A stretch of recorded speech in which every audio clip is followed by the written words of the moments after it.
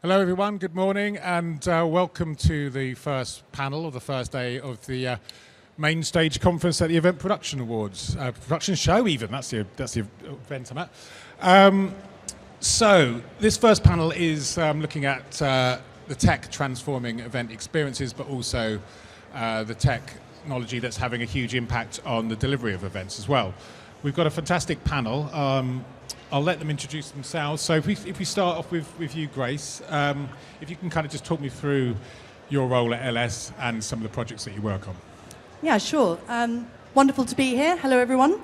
My name's Grace Noest. I am VP of Strategy Engagement at LS Events. For those of you that don't know LS Events, we are a 360 event production agency. We've been coming around for about 20-odd years, and we work across multiple sectors. Our heritage lies within the music festival world, but is by no means what we do now. We do a lot of music festivals along with sporting events as well, whether that's Formula E, Sail GP, and also big cultural events. We are the central production agency for Pride in London and also deliver a lot of the cultural events on Trafalgar Square as well. Brilliant stuff, keeps you busy. Very busy. Okay, and Fran, we're also talking about how busy you've got a very busy year coming up. So can you just kind of talk us through again a little bit about what Fruct does and what you do at Fruct and Octagon? Yeah, hi everyone. My name is Fran Martin, head of live at Fruct and Octagon, two sister agencies. Fruct heritage and background is in music and entertainment experiences, so working with brands that want to activate in music and entertainment spaces, the likes of PlayStation and MasterCard and various other big brands that you'll all have heard of. Octagon does similar, but in the sports space. So sports sponsorship is Octagon's heritage. Essentially, it's two sides of a coin. So yeah, I head up the live team, and we deliver the experiences in UK, Europe, and beyond. So some of the things that are coming up. UEFA Champions League, we're always very busy working with sponsors of that. That's happening in Budapest. The final is happening in Budapest this year. Always busy in music festivals as well. Been to a bunch of the LS event organised ones, such as BST with Peroni. And big year for sport with the Football World Cup in the US as well. So we're doing a lot of work around that at the minute as well. Great stuff. Okay, and Barney, can you obviously talk us through a little bit about, we're go into the detail a little bit later, but you've always had a really interesting career path, so it'd be quite interesting to hear kind of a little bit about some of your other roles and what's led you to Unit 1 and the amazing avatar experiences that you're creating there. All right, thank you. Bit embarrassing. So I started life as a club promoter back in the 80s. Ended up working in the labels right the way through to the mid-noughties. Came out of the labels, did a bunch of work in and around ticketing and e-commerce. I was at AEG running ticketing for a while. Left there, ran a really useful group for Andrew Lloyd Webber, and since then really have been involved with either private equity in and around the live sector or catalogue space, and 3 years ago decided I would start Unit 1. Do you want me to explain what Unit 1 does, or should we just come on to that later? I think probably give it a line at least. Give it a line, okay. So, as Chris said, we produce avatar concerts. It's a pretty new concept. So, if any of you have seen ABBA Voyage, that's essentially what we do. We didn't do ABBA, but we essentially do that for artists and estates, where we can create what we talk about as like time travel tourism. We take an audience back to a classic live moment with an artist that you couldn't possibly see anymore, either because that artist is too old to perform or no longer with us. Brilliant stuff. Okay, and Tim, if you can give us a little brief overview. Sure. My name is Tim Holmes. I'm CEO of Caboodle. Caboodle are a ticketing business primarily, and we recently got purchased by Wheeze Event, which are a French RFID company. So that came about from working together on Boomtown. So we do a lot of festivals, and the idea being that we've always been a white label platform. We're not interested in data. We want the promoter to be able to use that data to enhance the fan experience and also obviously commercialize it to a certain extent. So I'd spend a lot of my time talking about the commercial benefits. So if I stray into that, I'll try and find my way back into the fan side of things and the engagement as well. Brilliant stuff. Actually, start with you, Tim, because we're talking about sort of fan engagement and, adding, obviously the technology that you're providing is able to give operators an amazing insight into the behavioural activity on site and who's there and what they're doing, but also you're kind of enriching the experience as well with initiatives like Boomtown Unboxed. So can you just talk us through what that actually is for the people here that don't know what that is, but also kind of the benefits it not only gives the attendees, but also the event operators? Sure. Well, Boomtown Unboxed was a first for this year. It was sort of an AI-generated journey that was sent out to every festival attendee and crew, I think within 72 hours of the festival finishing, which gave them really immersive experience of what they actually did at the festival. So think of a Spotify Wrapped very much for your Boomtown journey. So where you'd been, the audience, the stages you'd been to, the artists you'd liked, maybe some of your consumption, the amount of steps you'd had and that sort of thing. So I think it was the first time that sort of been set up. For the guys at Boomtown, the benefits were huge. 88% of people opened it, 40% of people downloaded it or shared it on their socials.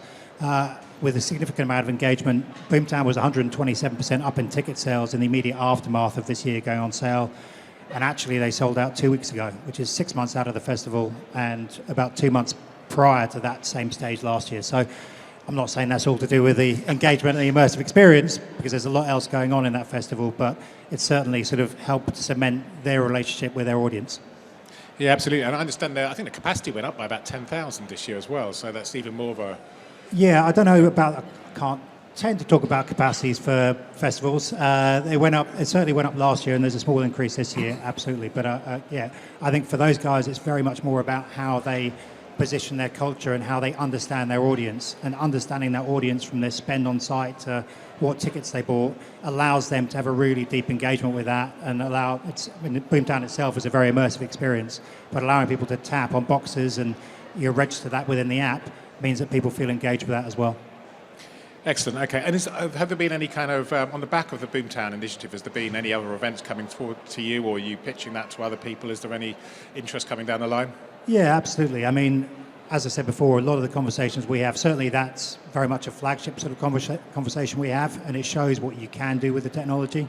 Yeah. But I think a lot of what people are interested in is how you could monetize or commercialize that as well. It's about that engagement piece, but it's also about using that data in the right way to ensure that you can really get your sponsors to do something that's meaningful and get some coming back. Yeah, absolutely. Barney, I just wanted to kind of drill into what you're doing at Unit 1 a bit more, because I had a sort of, I would say, absolute pleasure of experiencing you bring Katie Tunstall to life and sitting there and trying to find something about that experience, something about her projection that was unreal or fake feeling. And I really, really struggled to find anything at all. It was utterly convincing. So I kind of left with my spine tingling a little bit and very excited about that whole project. So I know we've discussed that maybe you started off primarily, and you mentioned there, primarily thinking about the concert experience.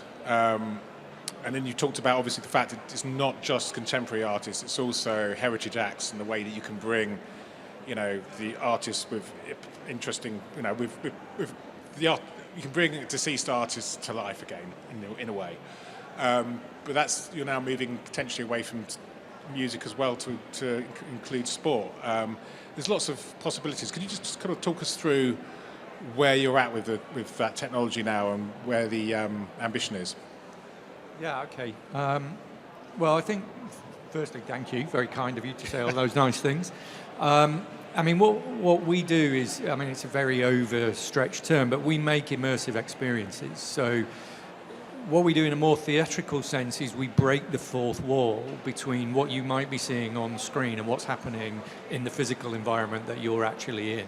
So that when you come into our spaces, you don't really know what's real and what's not real. That's the level of detail and finesse that we're trying to create.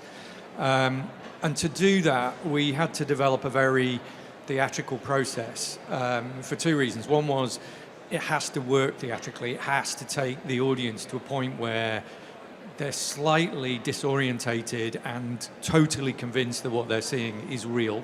So if you think about what a magician will do or something like that, we have to employ a lot of that kind of philosophy, both in the physical and virtual domain of our shows.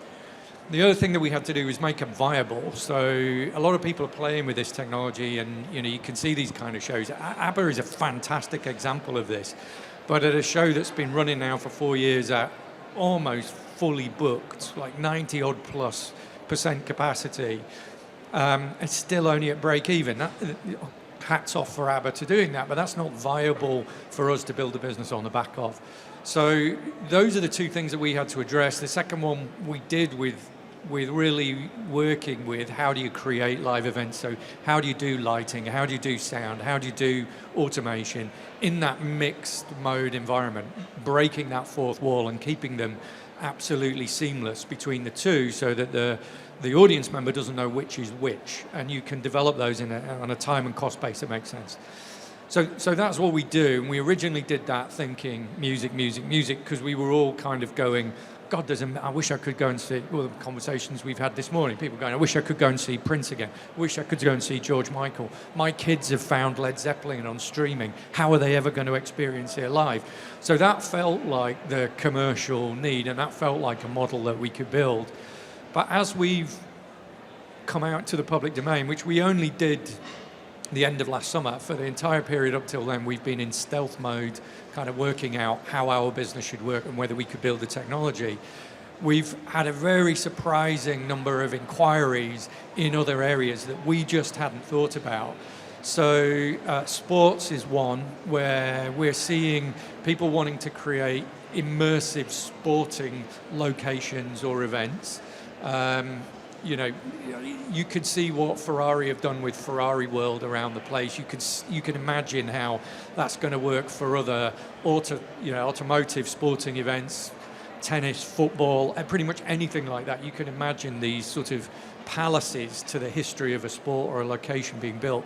And in that environment, people want to immerse their audiences. They want to take them either backwards in time or give them an experience that can't be delivered physically because of the limitations of the relevant people that need to be there or how you do it. So we're finding a sector of our business that we hadn't imagined at all, growing in that sort of sporting sector, and also in a world where it's not necessarily human characters. So where people are taking screen-based entertainment that is popular either from games world or from animation, we can immerse people in that kind of event as well. So those two latter sectors are new to us and not something that we anticipated, but are becoming very important in our business. Brilliant stuff. And I mean, we talked about obviously the fact you could recreate maybe landmark sporting moments or have interviews with sporting figures from the past, or there's so many possibilities. But it strikes me that would be something that technology could be something that was very much embraced by brands for brand activations at live events. And I mean, is that something, Fran, that you kind of can see being utilised? Obviously, you work with a lot of high-end brands at a lot of high-end events, landmark events around the world. Is that sort of technology you can see being adopted? Yeah, absolutely. I mean, something that, just listening to what both of you have said there, I think something that comes across there is not just about we've got this shiny technology, we've got this really smart tech. I think as people in experiential, people who deliver experiences, we're focusing on connection with people. So we're focusing on the connection between the brand and the audience, the brand and people, connecting people with each other or with themselves, a memory, a moment, something that they can experience. So I think that's where we'd start with any of our clients. We'd be thinking about what is the connection that we're trying to create, and it's amazing then to start. It's incredible, really, the sort of technology that we now have at our fingertips. So I don't think the technology isn't the challenge in some ways, although it probably is for people at the sharp edge of it. The technology, having the tech is incredible, but it's how you deploy it. So I think, that's what I would take from this. And when we're talking with clients, it's not about you need a 360 tunnel. You need the Las Vegas sphere. It's not about. That's not what immersion is. And again, we use the word immersion all the time, don't we? But immersion is not how many LED panels you've got on the wall. It's how understood you are, and how that message is connecting with you, or how you're learning something. So yeah, there's loads of examples where we do this sort of thing, and I think creating things that can't be created in real life. So again, we work with some gaming clients, and that whole sort of Unreal Engine, and that creating those worlds is something that people are used to experiencing on a screen, and now you can start to you can break the fourth wall, and you can experience it in other ways. I think I'd really agree with that. Whenever we think about a show, it's not technology-led, it's experience-led. It's like, what is the story you're trying to tell? What do you want an audience member to feel and say when they come out with it? We think about that primarily, and then we think about the solution to achieve that.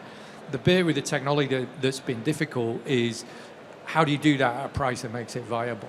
That's been the challenge, because you can conceive a lot of this stuff that's really wow and amazing, and you can do that, but it's going to cost so much money that the cost per engagement into the audience member is just not viable. You can't get the return on it. So I think that's absolutely right. It's how do you make the technology transparent so that you just get the wow, and are you getting the wow at the right price? Yeah, but I think it is, and to build on that, it's sort of, we will no doubt talk about AI at some point in this conversation. But, the other thing is that having that taste and having that human ability, that curation, that sort of just knowing what moves people, that's something that you can't farm out to technology. So it's a partnership, really. It's about the technology enabling the connection. So obviously, Grace, the events that you work on are all constructed around the idea of engagement and creating memorable experiences. But could you talk us through some of the examples of the way that you've maybe worked with partners to embrace technology to kind of really drive that engagement, and not only, as we were saying, not only from the user or attendee experience, but also for the promoters and for the operators? Yeah, I think it's really interesting what Fran's saying, and obviously the incredible, exciting stuff that Barney's doing. But I think I just want to touch also on what Fran's just saying here. For us at Ellis Events, we've been doing this for 20-odd years. We have an unbelievable wealth of experience of how crowds behave, how they move around a site, what the dwell times are like. And so for us, the most important thing is what we call experience engineering. So it all starts with the site plan. It all starts with how are we designing this event to maximize the engagement, as well as maximizing the commercial, per square foot, literally. But what's really, really important is that any tech or AI, you have to ask yourself the question, so what? How's it going to help that? For an example would be like at BST, it's a premium show, beautifully built and very carefully curated across the site on purpose. So when we're looking and working with AEG and AEG Global Partners and looking at bringing those brands into that site, we're not looking at a plug and play model here. We're looking at how can they maximize their own engagement and their own experience and their human connection with the brand by embracing the environments that we have designed in. So it all starts with that design, thinking about those sight lines, thinking about those dwell times, and thinking about all of that experience from the moment they're getting their ticket to the moment they're leaving, going home, telling everyone about it. I mean, if you can't get into a site and you can't get a drink, no AI or tech is going to improve that engagement. It has to start with that kind of bedrock. And the other thing that we found is that, I know we're talking about super exciting sort of AI and tech here in terms of content drivers, but also I think it's really important to look at how that technology can help us do that design and make it really effective. Something that we do at BST alongside AEG is we use Satisfy Labs, which is a chatbot that we use on the app. They can also use it on the website, and also there's a QR code around the site. And that's been integrated since 2023, and literally over 113,000 people using that chatbot in the 17 days, with a 461% increase on the day before the show goes live of questions being answered. Now, how that actually translates to engagement and efficiency is that saving over 1,700 hours of operational time of the actual people answering the questions. And people are coming in, feeling prepared, and also feeling like they're owning their experience. I think AI can support that, but it can't dictate it. All of us, we're well versed with going to all kinds of shows and gigs and events and however that may be. But, the younger generation are so savvy that if you try and tell them how to experience something, or tell them how to experience a brand or an artist, you'll get resistance from that. Yeah, so how do you go about kind of creating that level of engagement and that level of excitement and that level of sort of, that core experience without pressing the cynicism button, if you like, of the younger generation, who are very savvy when it comes to being aware of when their data's being captured? For me, I was at an interesting panel back before Christmas, the ISC Fan Summit, and it was really interesting listening to a lot of the talks there, which were really kind of shaping that I think everyone knows that the whole experiential marketing concept, we all talk about it as if it's new. It's been around for decades. But now with the tech that supports that, what you're finding is that a lot of the younger generation are looking at AI-generated content, and they just don't believe it.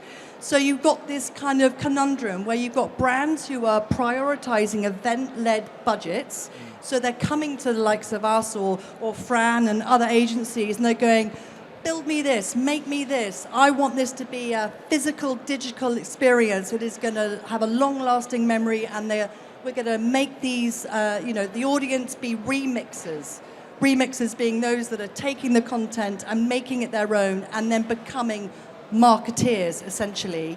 And I think what everyone has to do, and exactly what Fran was talking about, is being realistic about the gimmickry of it all, and being realistic about enhancing an experience, whether that is through content overlay, design, immersive experience, or assimilating a brand within an environment. I think that's always because that feels very authentic. Whereas sometimes, if you're sticking a sort of,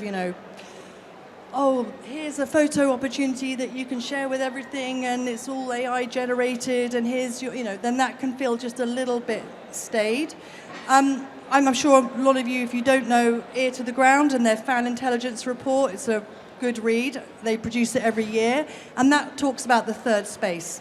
And that is a little bit like when you were talking about, Barney, is how do you create a moment that you can allow the audience to consume, embrace, and ultimately amplify.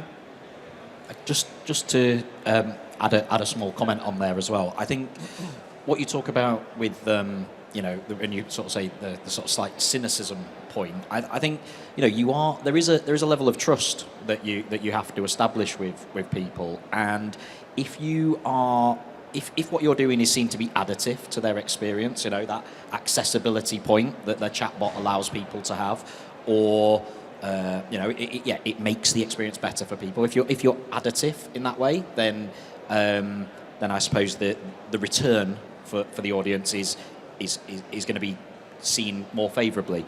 If you're looking like you're extracting data, and you're not playing that back or using that to enhance people's experience, then it's going to be looked at badly. So I think that's the other thing. There's a huge amount of responsibility with this. We talk about all sorts of clever technologies in live environments, facial recognition, and sometimes it's amazing. We did an experience in Dubai just at the end of January, and our guests were photographed over the series of days that they were with us. They had a fantastic time, and we were able to use AI technology to create a digital sort of memento of their experience. But again, there is responsibility with that, because if you felt like you were walking around here, you hadn't opted in to something, and someone who you don't know is then playing it back to you, it might not go down so well. Yeah, Tim, I wanted to bring you back in because we're talking about the positive use of tech, and you were describing a recycling initiative, which is obviously it's an on-site feel-good initiative in the sense that you have a chip, RFID chip, I believe, on the bottom of a cup. You can talk it through, but essentially, that leaves people feeling good. They've got some money back. It's been easy for them. The tech has streamlined their event experience, and they're feeling good about the sustainability side. I think that's exactly right. I mean, I'll talk about that in a bit. I think to Fran's point, I have a lot of conversations with promoters, and they all get the idea of why owning data or knowing their audience is really good for them as a promoter. It allows them to speak to sponsors. It allows them to curate an event experience. But quite a lot of the time, the questions we're asked is, how do I sell this into the public? How do I get them to understand if I have a RFID chip on their hand that it's actually a positive experience for them? Because the public can be quite cynical, and they can see that as a data grab. And unless you provide those really positive experiences, then that is the takeaway that people are going to have from it. So it's about being responsible within that. And I think leading on to the cup side of things, most of the public are very aware that live events can be something that is haven't traditionally been environmentally sound spaces. It's very much not, we're definitely moving in the right direction. And the Cup initiative was exactly that. I think Tomorrowland Winters is a perfect example. They were potentially facing a €770,000 fine by the Belgian authorities unless they transferred over to a reusable cup system. But for them, the reusable cup system, or how it was just really unwieldy. You take your cup back, you get a cash refund or a credit, but you can pick up 7 from the ground, and suddenly your cups aren't there anymore. So the whole thing is, and it's also an operational sort of nightmare, because the same bar's taking back cups at the same time as they're trying to serve. So this idea is that you actually have an RFID chip at the bottom of each cup. When you pay for that round, that comes off your wristband, the deposits do, and then those cups go back into a sort of wall, I would say dispensing unit, but it's not, as a reception unit. It's quite satisfying actually when you put one into there and you realise that it's immediately going back into sort of the ecosystem. Those cups go back in, and immediately your wristband is credited with the amounts of the cups that go back in. So customers don't feel like they're being, paying out money for this, but at the same time they get a really sort of visual example of how they're benefiting towards sort of a much more sustainable event experience. Brilliant stuff. We are sort of drawing to the close of this, so I just wanted to make sure that the audience has got a decent opportunity to ask questions. So I'm just going to put it out to you now. Does anyone have any questions for our panel? A great lineup of speakers. It's your opportunity. Only one opportunity today? Okay. Well, in that case, I just wanted to kind of get all of you to talk about a kind of technology or the way a positive kind of view of technology coming down the line. So, Grace, you were talking about Lava AI. I don't know if that's the one for you, but that sounded really interesting to me. Yeah, it's something that we're looking at across a lot of other opportunities out there. I don't know if any of you have heard of Lava AI, and they are huge in the States. And I think particularly when you're looking at sporting events, and we're engaged with a lot of sporting events and developing a lot of fan zones across many different sports, and they've really cornered the market in the States, particularly in the NFL, NBA, NBL, and essentially at the moment it's kind of built around sort of stadium and venue led, and it's ultimately an app in association with the particular team. That app allows you loyalty, and you start building currency for that particular stadium. So let's say you're a season ticket holder. So the same principle can apply across the festivals, where you have an app. By using that app, you're building festival currency that then you can go and spend.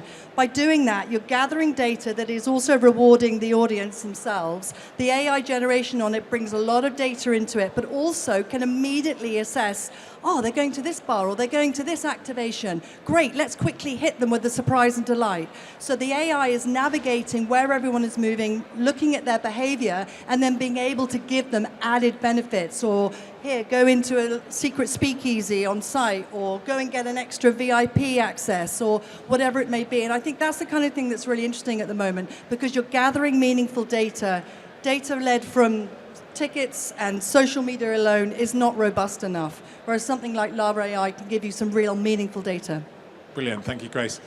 Okay, Fran, so for you, if it's not too broad a question, the technology coming down the line that excites you most? Well, I think Barney's probably best speaking to the cutting edge technology that these guys are doing, and others in that space. When I was thinking about this topic, I was thinking actually about some of the things that might not be so high tech or so cutting edge, but do that connection piece. So we were at Sail GP in Abu Dhabi this last year.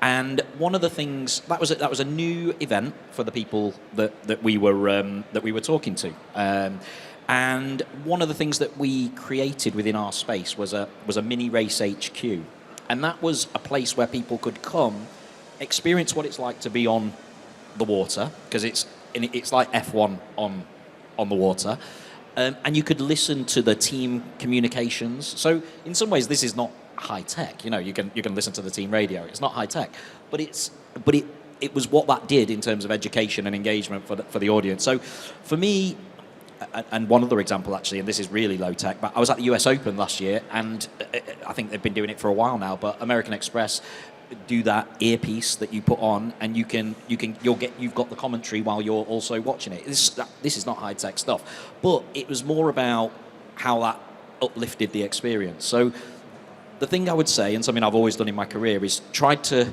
basically steal ideas from other places. So if someone's doing something really interesting in Sail GP or F1 or tennis, how might that translate to a different arena? So that's probably where my head's at with thinking about deploying technology. Not about what's the shiniest, what's the Hologor's reactive audio. It's not really that.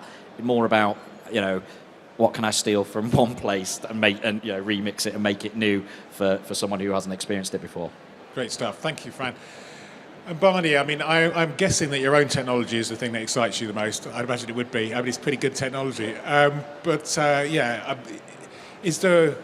Can you see that evolving even further? Obviously technology evolves all the time. I'm just wondering, the whole concept of it is for my mind, is, as I say, fascinating to sort of think about the way you got this opportunity to bring these catalogue artists or veteran sports players or whatever back to life. It seems that there's a lot of potential for it, and also, as I think we discussed as well, the benefit that you're giving back to the IP owners and the estates of these people.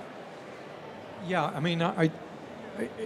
I was actually thinking about it. So yes, it is. The most exciting thing for us is having got to a quality and price threshold that works today, and then looking down the road and being able to go, okay, we can project now how we can bring that production cost down further, which opens the market for us.